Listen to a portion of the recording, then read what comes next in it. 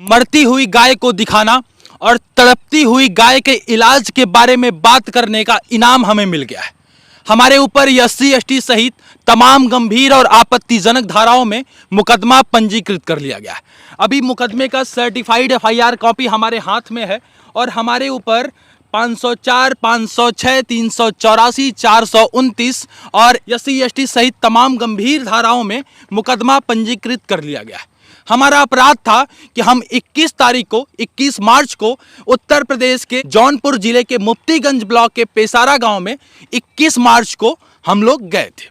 हमारा यही अपराध था कि हम मरती हुई गाय को दिखाने गए थे, तड़पती हुई गाय की बात करने गए थे। मैं पहले भी बोल चुका हूं कि इस अपराध की सजा हमें कानून देगा।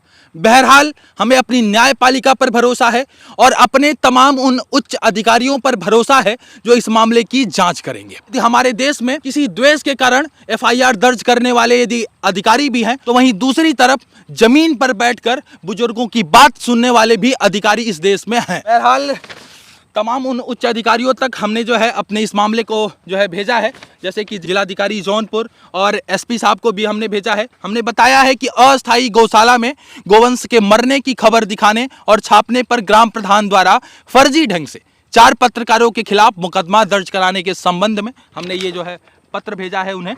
और हमारे साथ 3 और पत्रकार हैं, अरविंद यादव, विनोद कुमार, जो ऑलरेडी एससी एसटी कम्युनिटी से हैं, उनके ऊपर भी एससी एसटी का मुकदमा दर्ज हुआ है, और पंकज सिंह, और चौथे नंबर पे मैं हूं। ये पूरा वीडियो 21 तारीख को हमारे फेसबुक और यूट्यूब पर उपलब्ध हो गया था। 22 तारीख और 23 तारीख को तमाम समाचार पत्रों में इसकी खबर छपी थी। उसके बाद 3 दिन बाद, गौर कीजिएगा, 3 दिन बाद फर्जी तरीके से मुकदमा दर्ज हुआ। यानी खबर हम लोग 21 तारीख को कवर करते हैं और 24 मार्च 2023 को हमारे ऊपर फर्जी ढंग से मुकदमा हो जाता है। अब ये किसके कहने पर मुकदमा होता है ये मैं नहीं कहूँगा और मैं कहना भी नहीं चाहता। बहरहाल जिसको जो समझ में आया उन्होंने वो किया। जरा देखिए मुकदमे में क्या क्या लिखा गया है। मुकदमे में जो है प्रथम सूचना तथ्य, जो फर्स्ट इंफॉर्मेशन रिपोर्ट होता है, इसे बदला नहीं जा सकता। तो इसमें लिखा हुआ है थाना कोतवाली केराकत दिनांक 24/3/2023, विषय पेसारा स्थित गौशाला में अनाधिकृत रूप से फर्जी पत्रकार बनकर गाली गलौज व जाति सूचक शब्दों का प्रयोग करने व बेजुबान पशुओं को क्षति पहुंचाना व पत्रकार होने की धमकी देते हुए धन उगाही करने का प्रयास करने के संबंध में इन्होंने प्रधान ने, गांव के प्रधान ने, चूंकि वो एससी एसटी कम्युनिटी से हैं, इसलिए उन्होंने मुकदमा दर्ज किया। जिस वीडियो में आप ध्यान से देखिएगा पूरा वीडियो, जिस वीडियो में प्रधान के पति आते हैं, उनसे पूरे वीडियो में मैं प्रधान जी कह रहा हूं। उन्होंने हमारे ऊपर ये आरोप लगाया है। 2 लड़के रखा हूं, उनसे मैं भी पूछता हूं कि ये क्या कर रखे हो। मैं इसके लिए मानता हूं कि भाई इसमें ये गलती की है। अगर प्रधान जी चलिए, आप अच्छा लगा कि कम से कम आप अपनी गलती मान रहे हैं। ये भी कह दीजिए आज का है प्रधान जी, ये भी कह दीजिए आज का है। आइए प्रधान जी, ये फौरन डॉक्टर को बुलाइए और इस गाय का इलाज कराइए। प्रधान जी फौरन डॉक्टर को बुलाइए, फोन करिए। देखिए ये तड़फड़ाती हुई गाय है और हम इसको मरने की स्थिति में नहीं छोड़ सकते, आंखों से खून निकल गया है। और आगे सुनिएगा। और उन्होंने लिखा है 7 बजे ग्राम का एक व्यक्ति मेरे निवास स्थान पर आकर मुझे सूचित किया कि 4 व्यक्ति गौशाला में घुसकर उपद्रव कर रहे हैं। वो 4 व्यक्ति कौन है? वो 4 व्यक्ति में से एक मैं हूं और 3 और लोग हैं, वो भी पत्रकार हैं, और जिससे सारे पशु बंद भाड़े में भगदड़ कर रहे हैं एवं चिल्ला रहे हैं। जो भी इसमें लिखा हुआ है शब्द से मैं आपको पढ़कर सुना रहा हूं। यह सुनकर मैं अपने पति के साथ, चूंकि उस गांव की जो प्रधान है वो महिला सीट है, तो प्रधान वहां की महिला है, अपने पति के साथ गौशाला पर तत्काल मोटरसाइकिल से पहुंची तो मैंने देखा कि सारे पशु तितर बितर होकर चिल्ला रहे थे, जिसका वीडियो उन तथाकथित 4 लोगों द्वारा बनाया जा रहा था। इस लाइन पर जरा गौर कीजिएगा कि पशु तितर बितर होकर चिल्ला रहे थे, उसका वीडियो हम तथाकथित 4 लोग बना रहे थे। अब आप देखिएगा उस वीडियो में कि कितने पशु तितर बितर हुए थे और कितने पशु चिल्ला रहे थे। आप लोग ईमानदारी से कमेंट में हमें बता दीजिएगा कि कितने पशु उस वीडियो के अंदर चिल्ला रहे थे। वीडियो हमारे यूट्यूब चैनल पर भी है, फेसबुक चैनल पर भी है, और इसके पहले ही दिसंबर महीने में यह सूचना छपती है कि अस्थायी गौशाला पेसारा में गोवंश कर रहे हैं अपनी मौत का इंतजार। ये जो है खबर है 6 दिसंबर 2022 मंगलवार को। और लगातार जो है अखबारों में ये सूचना आ रही थी, गांव के लोग हमें सूचित कर रहे थे, बता रहे थे कि सर बहुत दयनीय स्थिति है, आसपास बहुत दुर्गंध फैला हुआ है, जिसके कारण हम लोग पहुंचते हैं 21 मार्च को और हमारे ऊपर 24 मार्च को मुकदमा दर्ज करा दिया जाता है और कहा जाता है कि हम जो है जब गाय भाग रही थी तो उसका हम वीडियो बना रहे थे। अब आप बताइए कि जब गाय भागेगी गौशाला के अंदर तो उसका हम लोग वीडियो शूट कर रहे थे, आप लोग देखे होंगे। मेरे द्वारा उपद्रव का विरोध किया गया तथा उन 4 व्यक्तियों से पूछा गया कि आप लोग बिना अनुमति के गौशाला में कैसे घुस गए, तो उनके द्वारा मुझे भद्दी भद्दी गालियां व जाति सूचक शब्दों का प्रयोग करते हुए पुनः वीडियो बनाना शुरू कर दिया गया।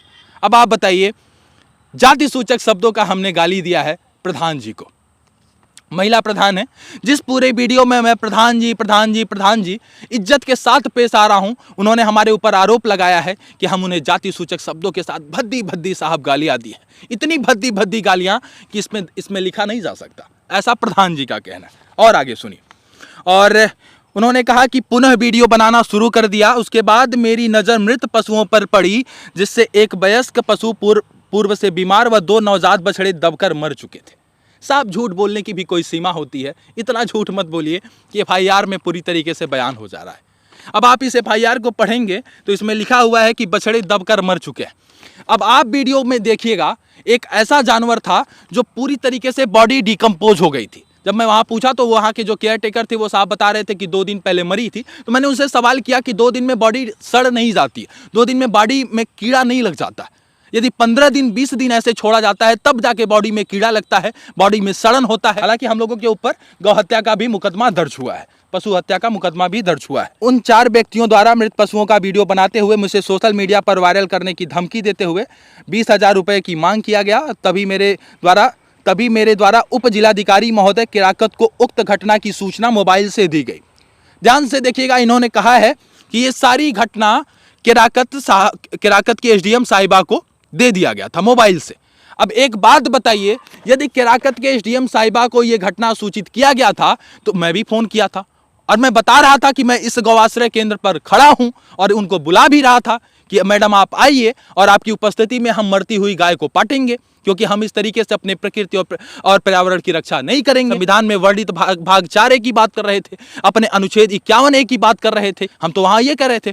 तब किसी अधिकारी ने हमें ये नहीं कहा कि भैया आप जब यदि आए थे तो मरती हुई गाय के आप जिम्मेदार हैं, आप वहीं रुके रहिए, हम गाड़ी भेजते हैं चौकी से, आपको अरेस्ट कर लिया जाएगा। तब नहीं कहा गया, तब किसी के द्वारा नहीं कहा गया। एक सीमा होती है सर, और हंसी आता है ऐसे FIR को, बड़ी जल्दीबाजी में FIR लिखा गया है। यदि कोई इसे पढ़ेगा तो मैं स्क्रीन पर लगा दूंगा, आप भी पढ़िएगा। और सूचना देते समय भी उन 4 व्यक्तियों द्वारा महोदया को भी अभद्र शब्दों का प्रयोग करते हुए पत्रकार होने की धमकी दी गई। यदि बताइए मैं किसी रिस्पॉन्सिबल अधिकारी को अभद्र शब्दों का प्रयोग करूंगा तो आप बताइए वो मुझे कोई छोड़ेगा? अरे साहब, मैं कोई मंत्री का लड़का नहीं हूं, मैं किसी अफसर का लड़का नहीं हूं, मैं किसी ऐसे घर से नहीं आता हूं कि हमारी दबदबा है, हम कोई बाहुबली हैं, हम कोई दबंग हैं, हम कोई ऐसे मनबड़ हैं, या हम कोई ऐसे अपराधी हैं, हम कोई ऐसे क्रिमिनल हैं। हमारे इतनी औकात नहीं है साहब।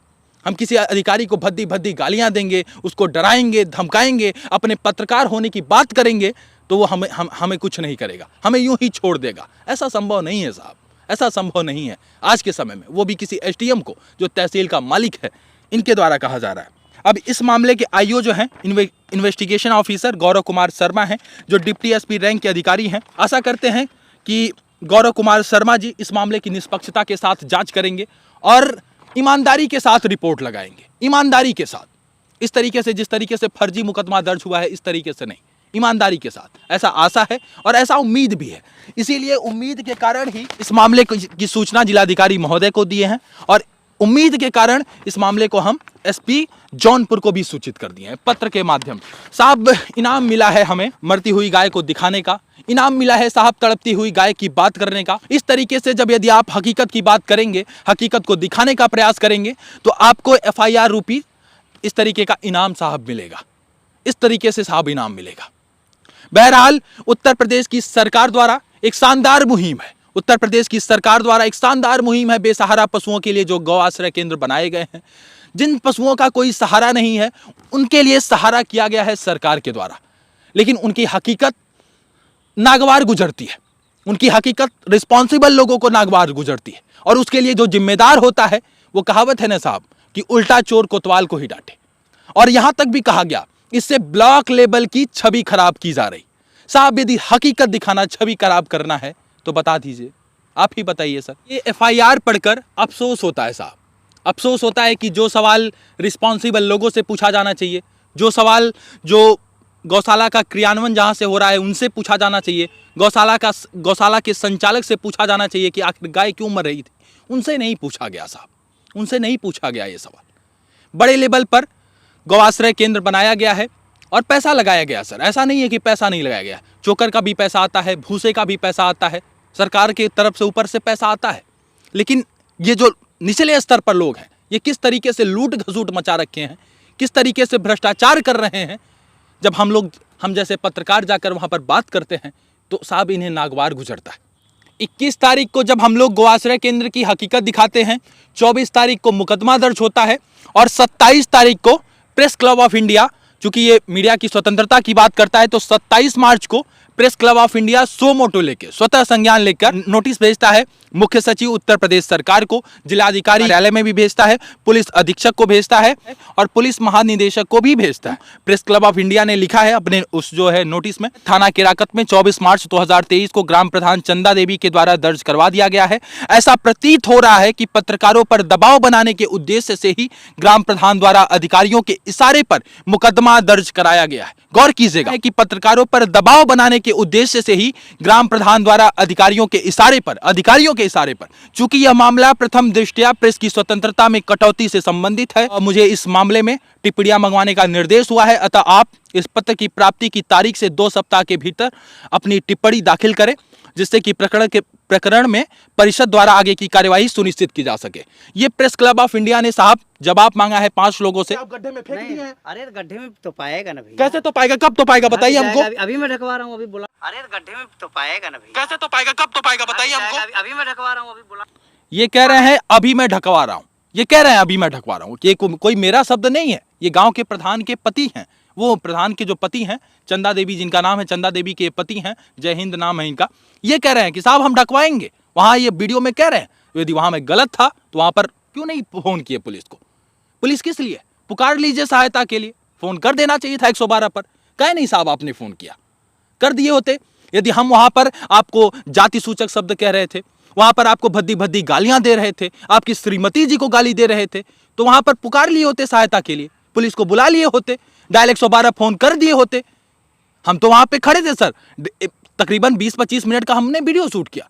25 मिनट में पुलिस पहुंच जाती है सर, कोई बहुत दूर चौकी नहीं है वहां पर, वहां से पुलिस पहुंच जाती, हमको वहीं गिरफ्तार कर लेती। कौन सा हम साहब भाग रहे थे? हमारे पास कोई हेलीकॉप्टर थोड़ी ना है कि हम भाग गए वहां से, निकल गए। वहां कहां भागे साहब? और जाएंगे भी तो रोड के रास्ते जाएंगे, और कोई रास्ता तो है नहीं। ऐसा तो है नहीं कि कोई हमारा हेलीकॉप्टर है साहब वो उड़ गया तुरंत आसमान में, हम भाग गए, हम जो है पानी के जहाज के रास्ते भाग गए। एक ही रास्ता है सर, बाई रोड ही जाएंगे। हमारे पास हेलीकॉप्टर तो है नहीं, जहाज तो है नहीं, तो हम जाएंगे कहां से? साहब पकड़वा लिए होते वहां पर, यदि हम आपको वहां पर भद्दी भद्दी गालियां दे रहे थे। हद होता है सर, अपनी बात छुपाने के लिए इस तरीके से लोग करते हैं, इस तरीके से लोग करते हैं। और इस मामले पर मैं बहुत कुछ नहीं कहना चाहूंगा, यह मामला वैसे ही बदनाम है। तमाम ऐसा रिपोर्ट आता है जो आए दिन ये प्रतीत करता है कि इस तरीके से, और अधिकारियों की जो ये मनसा होती है, अधिकारियों का जो ये ईगो हर्ट होता है साहब, वो भूल जाते हैं कि वो लोक सेवक है, वो लोक सेवक है। लोक व्यवहार शायद वो नहीं सीखते, यदि वो सीखे होते तो इस तरीके से बात नहीं करते, इस तरीके से उनका ईगो थोड़ी थोड़ी बात पर नहीं हर्ट होता। मैं क्या किया था उनसे, उनके साथ कोई बदतमीजी तो किया नहीं था, हमारी कोई पुरानी दुश्मनी तो है नहीं, बस तो हम यही कह रहे थे कि आप रिस्पॉन्सिबल लोग हैं, आप जिम्मेदार लोग हैं, जिम्मेदारियों को समझिए। यही बात बुरी लगी उन्हें, और आए दिन ऐसा आता है। कोर्ट ने कहा कि डीएम के आदेश में प्रतिशोध की बू, कोर्ट ने कहा है सर, देखिए कोर्ट ने कहा है कि डीएम के आदेश में प्रतिशोध की बू आ रही है। मैं नहीं कहूंगा, किसी का नाम नहीं लूंगा मैं, लेकिन इस पूरे मामले पर जब आप देखेंगे तो आपको सब पता चलेगा कि दूध का दूध, पानी का पानी झलकेगा। इस तरीके के अधिकारी हैं। तो वहीं दूसरी तरफ एक तस्वीर और भी आप देखिएगा, सोशल मीडिया पर ये तस्वीरें वायरल हो रही हैं। यूपी के कानपुर देहात की सीडीओ सौम्या पांडे की कुछ तस्वीरें सोशल मीडिया पर वायरल हैं, जिससे वो एक वृद्ध दिव्यांग व्यक्ति की बात सुनने के लिए खुद ही जमीन पर बैठ गई। ये होते हैं सर अधिकारी। हमारे यहाँ ऐसे भी अधिकारी हैं। यदि एक तरफ अधिकारी जबरदस्ती एफआईआर दर्ज करवाता है, प्रतिशोध की बू आती है, बदले की भावना दिखती है, ये मुझे ही इकलौता नहीं दिख रहा है साहब, प्रेस क्लब ऑफ इंडिया को भी दिखता है, तमाम पत्रकारों को भी दिखता है। तो यदि इस तरीके से अधिकारी हैं तो वहीं दूसरी तरफ सौम्या पांडे जैसे भी अधिकारी हैं, जिनका नाम लेने पर साहब सिर ऊंचा हो जाता है। यदि आप सच दिखाएंगे, सच की बात करेंगे, अपना काम करेंगे ईमानदारी के साथ, तो ऐसे ऐसे मुकदमा लादा जाएगा सर। अभी इस तरीके का मुकदमा लादा गया है, आने वाले दिनों में हो सकता है बलात्कार का मुकदमा लग जाए सर, लग जाएगा सर। ऐसे कोई अधिकारी रहेंगे जिनका ईगो हर्ट होगा हमारी बात से। हम यदि उनसे विनती करेंगे कि आप आइए, ऐसी तस्वीर नहीं होनी चाहिए, ये दुखद तस्वीर है, समाज में क्या मैसेज जाएगा। हम यदि इस तरीके की बात करेंगे, आने वाले दिनों में हो सकता है हमारे ऊपर लग जाएगा बलात्कार का मुकदमा, आने वाले दिनों में हमारे ऊपर मर्डर का भी झूठा मुकदमा लग जाएगा सर। इस तरीके से सच को दबाने का प्रयास किया जाता है। हद होती है सर, हद होती है साहब। अंदर से कलेजा रोता है कि हम क्या कर रहे हैं, हमें क्या इनाम मिल रहा है। 5 मिनट जिस स्थल पर कोई अधिकारी नहीं खड़ा हो सकता, वहां पर 25 मिनट हम लोग जाके खड़े होकर पागलों की तरह बकबकाते हैं, दिखाते हैं साहब, देख लीजिए देख लीजिए देख लीजिए देख लीजिए। जिस जगह पर आप 5 मिनट नहीं खड़ा हो पाएंगे, वहां पर हम लोग जाके पाटते हैं सर। देखिएगा, उसका भी क्लिप लगाऊंगा, जाके पाटते हैं हम लोग। अफसोस होता है सर, और अंदर से पीड़ा होती है सर, अंदर से दुख होता है, मन उदास हो जाता है सर कि जहां हम गाय की रक्षा की बात करने गए थे, वहां पर हमारे ऊपर इस तरीके से फर्जी मुकदमा लग गया, गाय के मरने की मुकदमा लग गया सर। अफसोस होता है सर, और पीड़ा भी होता है, मन में पीड़ा भी होता है सर।